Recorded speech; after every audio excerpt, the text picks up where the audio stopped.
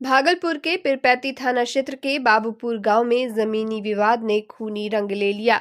शनिवार रात कन्हैया मंडल पर उनके ही चचेरे भाई विनोद मंडल, दिलखुश मंडल और महिला बुलबुल मंडल, रेणु देवी एवं सुनैना देवी ने मिलकर जानलेवा हमला बोल दिया। खून से लथपथ कन्हैया की हालत ऐसी थी मानो मौत दहलीज पर खड़ी हो। घायल कन्हैया को तुरंत पूर्वी बिहार के सबसे बड़े मायगंज अस्पताल पहुंचाया गया, लेकिन वहां का नजारा तो और भी दिल दहला देने वाला था। गंभीर रूप से जख्मी कन्हैया को बेड की जगह ठंडी फर्श पर ही लिटाकर इलाज किया गया।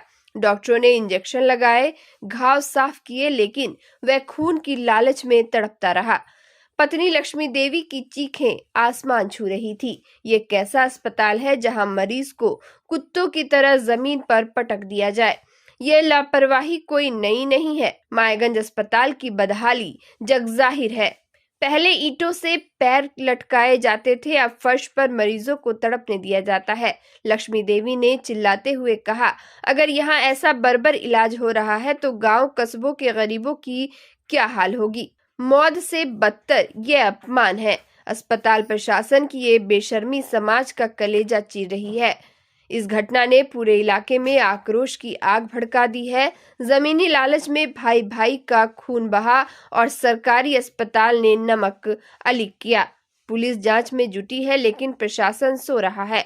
क्या अब भी नींद नहीं खुलेगी? मायगंज की यह काली तस्वीर बिहार स्वास्थ्य व्यवस्था का आईना है, जहां मरीज बिस्तर नहीं बल्कि जमीन पाते हैं। यहाँ आपको बेड नहीं मिला है? नहीं मिला है। बेड नहीं मिला, नहीं। ये इसलिए जमीन पे फर्श पे रात से ही जमीन पे सो।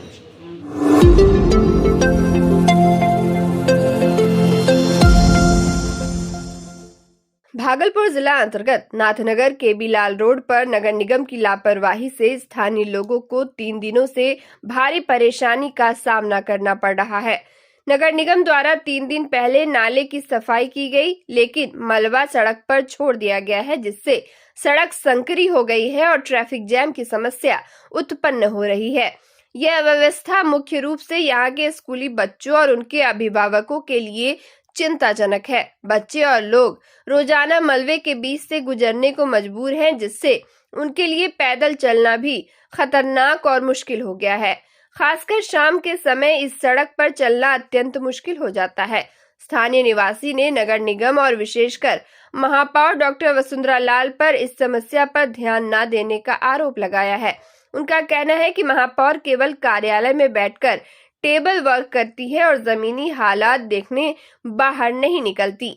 नगर निगम के इस लापरवाही से न केवल यातायात प्रभावित हो रहा है, बल्कि शहर की साफ सफाई और लोगों की सुरक्षा पर भी प्रश्न चिन्ह लग गया है। स्थानीय लोग इस स्थिति से काफी नाराज हैं और कहते हैं कि भागलपुर केवल नाम के लिए स्मार्ट सिटी है, जबकि यहाँ की समस्याएं इसके विपरीत स्थिति दर्शा रही है। क्या कारण?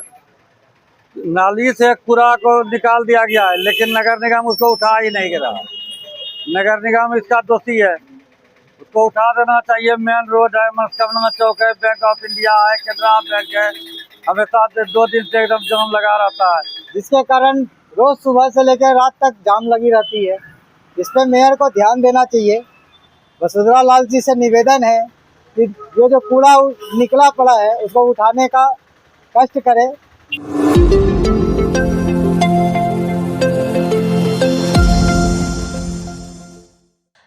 भागलपुर के मुजाहिदपुर इलाके में एक दर्दनाक मामला सामने आया है, जहां दारोगा के पिता का शव 2 दिन तक उनके घर में फंदे से लटका रहा। मृतक की पहचान 60 वर्षीय निरंजन मंडल के रूप में हुई है। इधर घटना की जानकारी स्थानीय कोचिंग संचालक प्रिंस सौरभ ने दी, जिन्होंने बदबू आने पर पुलिस और परिवारजनों को सूचित किया। मुजाहिदपुर थाना के थानेदार धीरेन्द्र यादव ने बताया कि घर का मुख्य गेट और कमरे का दरवाजा अंदर से बंद था। पुलिस ने गैस कटर की मदद से लोहे का दरवाजा काटकर अंदर घुसकर शव को फंदे से लटका पाया। शव को निकालने में लगभग 3 घंटे की मेहनत लगी। मृतक के 4 बेटे हैं, जिनमें से एक सुमन कुमार आरा में दरोगा के पद पर तैनात है। सूचना पाते ही वह भी भागलपुर पहुंच गए। निरंजन मंडल का पूरा परिवार उनके चचेरे भाई की शादी में गया हुआ था। उनकी पत्नी सरिता देवी ने बताया कि शादी की बारात के बाद वे गोड्डा में रिसेप्शन में शामिल होने गए थे। उनके अनुसार 2 दिन पहले उनका बेटा पिता से मिलकर गया था। निरंजन मंडल पहले चालक का काम करते थे, लेकिन बेटे की नौकरी लगने के बाद उन्होंने काम छोड़ दिया था। आसपास के लोगों ने यह भी बताया कि निरंजन मंडल को मानसिक समस्याएं थी।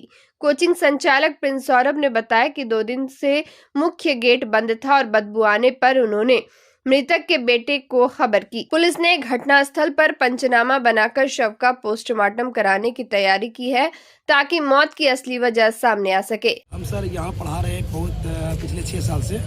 तो हम शाम में 3 बजे आए थे, मतलब कोचिंग खोले। जब अंदर गए तो बैठे तो बहुत बदबू आ रहा था। तो बदबू आ रहा था तो पूरा महकने लगा। में से खिड़की से देखिए झाके तो वो देखिए लटके हुए।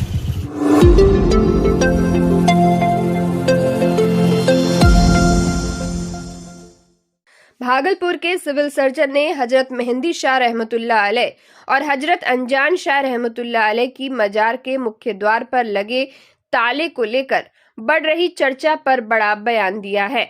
पिछले कई दिनों से मजार के बंद गेट को लेकर लोगों में सवाल उठ रहे थे कि आखिर गेट क्यों बंद किया गया है। Civil surgeon doctor Ashok Prasad ने बताया कि सुरक्षा कारणों से मुख्य द्वार पर लगे छोटे आपातकालीन उपयोग वाले गेट को बंद किया गया है।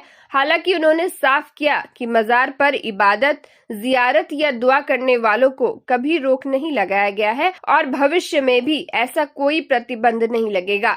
मजार पर आने वालों की धार्मिक आस्था और परंपराओं का पूरी तरह सम्मान किया जाता है। डॉक्टर अशोक प्रसाद ने आगे बताया कि मजार सरकारी जमीन पर स्थित है, इसलिए परिसर की सुरक्षा को देखते हुए यह कदम उठाना जरूरी था। सुरक्षा कारणों से गेट बंद करना अनिवार्य था, जिससे कोई अनुचित गतिविधि न हो सके। इसके बावजूद लोग पहले की तरह मजार पर आकर अपने धार्मिक कर्तव्य निर्वाह कर सकते हैं। इस प्रकार मजार पर आस्था रखने वालों की सुविधा और सुरक्षा दोनों का ध्यान रखते हुए प्रशासन ने गेट बंद करने का निर्णय लिया है, लेकिन किसी प्रकार की धार्मिक गतिविधि या इबादत पर किसी तरह की रोक नहीं लगाई गई है।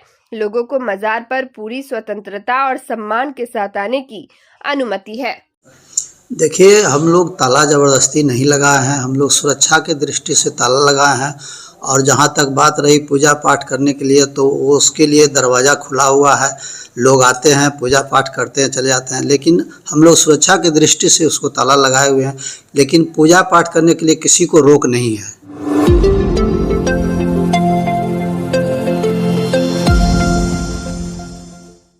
भागलपुर के लोदीपुर थाना क्षेत्र के गंगटा पोखर के समीप एक किराए के मकान में देर रात एक महिला की संदिग्ध परिस्थितियों में मौत हो गई।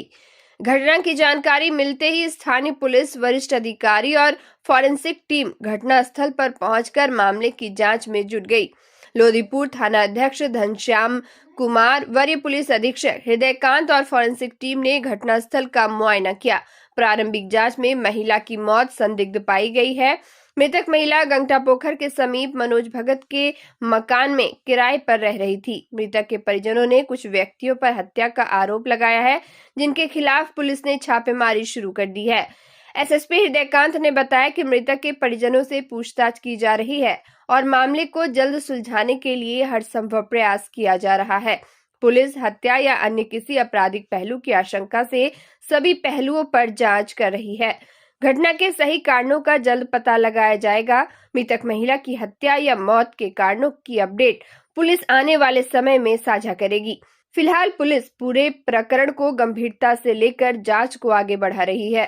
अभी यहाँ पे कल देर रात सूचना मिली थी कि यहाँ लोदीपुर थाना अंतर्गत गंगटा पोखर के पास में एक महिला का शव उसके भाड़े के घर से बरामद हुआ है।